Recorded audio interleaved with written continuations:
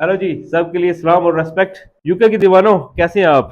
अभी तक आप लोगों को दूसरे लोगों की वीडियोस से और अपने दोस्त अहबाब से पता चल गया होगा कि यूके में आते हुए आपने 3 से 4 हज़ार पाउंड साथ लाना है, बहुत सारा हौसला लेके आना है साथ, और स्किल भी लेके आनी है ताकि आप यहाँ पे कुछ काम कर सके, कामयाब हो सके। मैं आज की वीडियो में आपको कुछ ऐसी चीजें बताऊंगा जो आप अगर साथ लेके आए तो आपके लिए बहुत फायदेमंद होगा। ये चीजें क्या है? बेसिकली माशरती एटिकेट्स, इखलाकियात, जो इस कल्चर की चीजें यहाँ पे प्रैक्टिस की जाती हैं।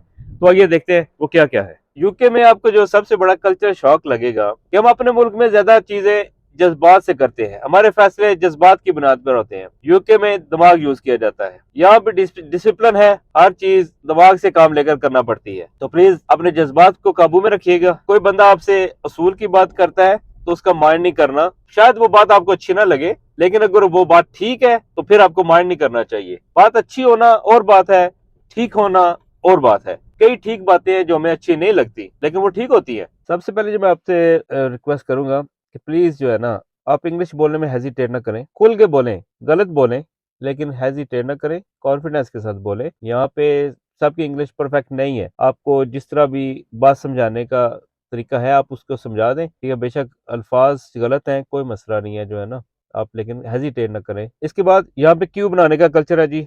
कतार में लगना है आपने। दो बंदे भी हैं, चाहे शॉप है, सर्जरी है, डॉक्टर की, बस स्टॉप है, शॉपिंग सेंटर में है, किसी जगह पे हुए हैं, आपको कतार बनाना पड़ेगी। कतार कभी भी तोड़ने की कोशिश ना करें, बहुत बुरा समझा जाता है यहाँ पे। आपको शर्मिंदगी उठाना पड़ेगी, इस चीज का ख्याल रखें। रोड पे चलते हुए लोगों को रास्ता दें, और कतार में जब खड़े हैं उस वक्त पर्सनल स्पेस रखें, यानी आप दूसरे बंदे से, अपने से आगे बंदे से खास फासला रखेंगे।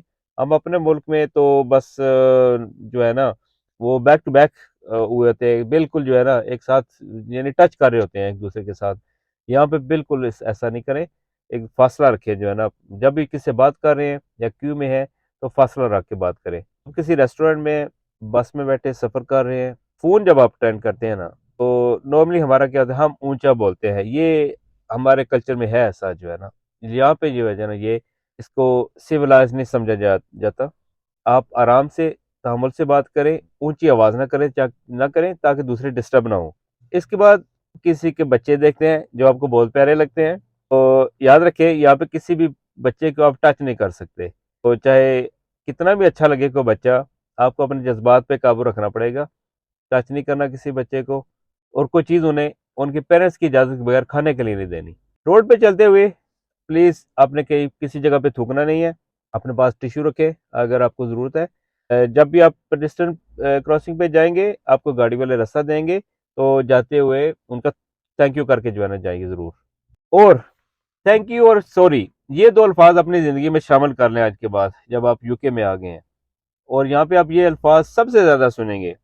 कोई भी आपको थैंक यू कहने में या सॉरी कहने में बिल्कुल जो है ना हेजिटेशन, हिचकिचाहट महसूस नहीं करेगा। अगर आपने किसी पे फेवर की है तो वो फौरन जो है ना आपको थैंक यू करेगा।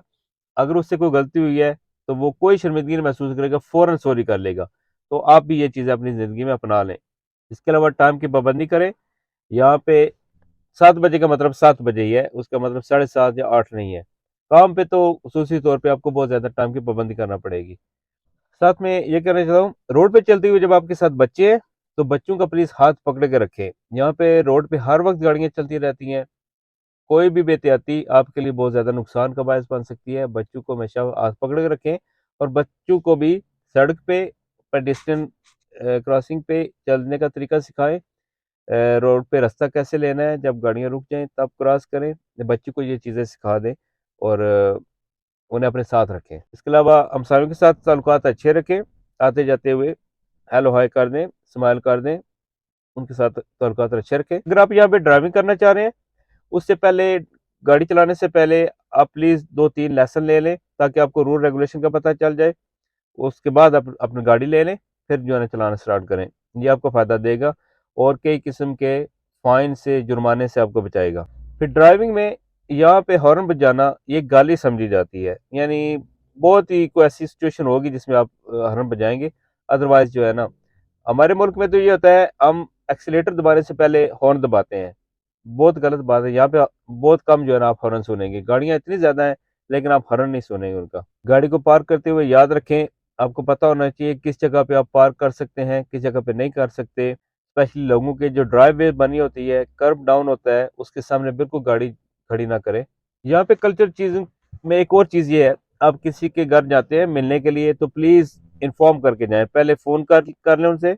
आजकल बिल्कुल ईजी है, फोन करके अपने आने का टाइम डे बता सकते हैं, पूछ लें, अगर वो फ्री हैं तो फिर जाएं। आपके लिए एक और एडवाइस मेरी ये है, अब नए आए हैं, आपसे कोई भी अगर पैसे मांगता है उधार, प्लीज किसी को मत दें, चाहे कोई 10 पोड भी मांग रहे हैं। मेरे एक जानने वाले के साथ हुआ, उन्होंने रैम खा के फेवर कर दी किसी को, लेकिन वो 1 वीक का टाइम लेके उन्होंने 3 महीने हो गए, अभी तक वो पैसे वापस नहीं मिल रहे। आप अपने जो है ना किसी भी जानने वाले को उधार पैसे नहीं देंगे। अच्छा, आप कोई चीज लेने के लिए जाते हैं किसी स्टोर पे, शॉप में, वहां पे कोई चीज आपको नजर आ गई जो आपने लेनी है, प्राइस नहीं लिखी हुई, बिल्कुल शर्म नहीं करनी, उठा के लेके जाएं काउंटर पे, उस चीज की प्राइस पूछें, अगर आपको अफोर्डेबल लग रही है तो ले लें, नहीं बिल्कुल शर्मिंदा ना हो, वापस कर दें, कोई जो है ना कोई मसला नहीं है यहाँ पे, ये आम चीज है जो है ना। एक और आपको बहुत बड़ी एडवाइस दूं, इस कल्चर में सारे मामला बहुत ऑनेस्टली डील किए जाते हैं। सच बोलने पे आपको एक छोटा सा वाकया सुना देता हूँ।